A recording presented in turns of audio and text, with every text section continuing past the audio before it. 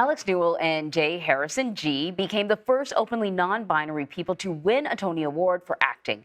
The show, Kimberly Akimbo, was the night's biggest winner, taking home 5 Tonys, including Best Musical. CBS News contributor Jamie Wax is joining us now to talk a little bit more about this. And I feel like much of this conversation will be going like this. No. Because I know We're both gonna make of you it relatable. are... Yeah, will it? Okay. Listen, I love talking Broadway and theater with you because you're like many viewers. You're curious about it. I am. You're just like not buried in information about it. That's fine. Well, it's good to have you here. Let's talk about this history-making win for 2 non-binary people. What does it mean? It means a lot. I mean, we did a profile on CBS Mornings on Friday of Jay Harrison G, who said that the needle is moving forward, that just the nomination means a lot. There is conversation about eliminating gender-based categories, which is very controversial for a lot of people. A lot of people don't want that.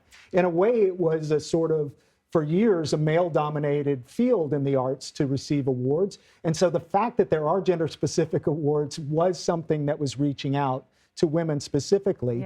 But they were both allowed to pick the category they wanted to be eligible for. Oh, that's so interesting. So were you surprised that Kimberly Akimbo took home the Tony? I wasn't. I mean, as I described it last week here, it was the little show that could. A lot of times that happens. But if you look at the numbers, it's not like some years, you know, a show takes home 10 or 11 Tonys.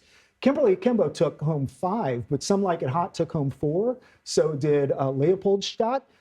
You know, there was a lot of sort of love to go around last night, and you could feel the love in that room. I will tell you, it's one of the best Tony Award ceremonies I think I've ever attended. Wow. Even Ben Brantley, the longtime theater critic for the New York Times, who is not known for not being cynical about theater or award shows, said that he's never seen theater seem so vital and inviting on television. It was a really wonderful night in spite of the Writers Guild strike. So can we talk a little bit about that? Because it was unscripted like many of these other award shows. I thought to myself, if there's anyone who can handle an unscripted show, it would be Broadway performers who are on every night. Anything could go wrong. They got to be adaptable. And they nailed it. They did. I mean, think about this. The production numbers that they do, they've been doing 8 times a week.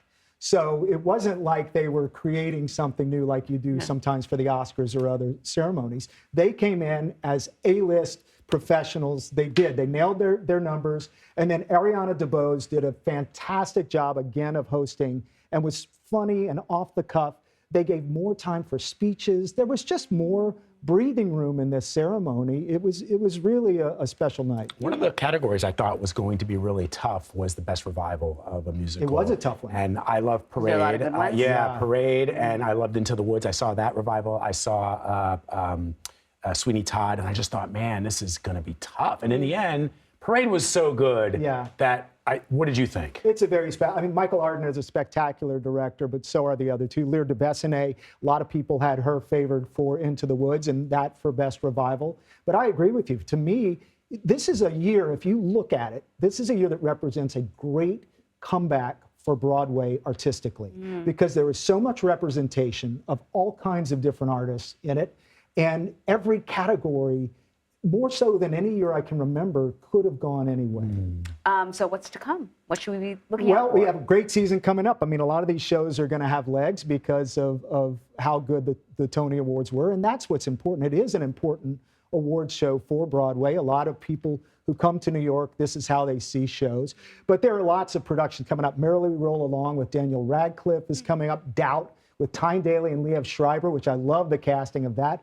Pearly Victorious with Leslie Odom Jr., but Vlad Doutier. Yeah, you know what I'm going to love. Personally take you to 2 of these things. Back to the Future, the musical. I know. Wow. I know. I mean, come on. When I heard it announced, I was like, I was of 2 minds. One, it's going to be either incredible or it's going to be Spider-Man. You know what I mean? Like, that was my first thought. It's run other places. People really like it. And apparently it's a very creative take on the story and incredibly staged. And then number 2 is something I can't wait to see, which is The Shark is Broken, which is the story of the filming of Jaws. Oh, that sounds great. What a great idea. That's very cool. Yeah, well, let's go together. Okay, we'll do it. It's a date. Thanks, Jamie.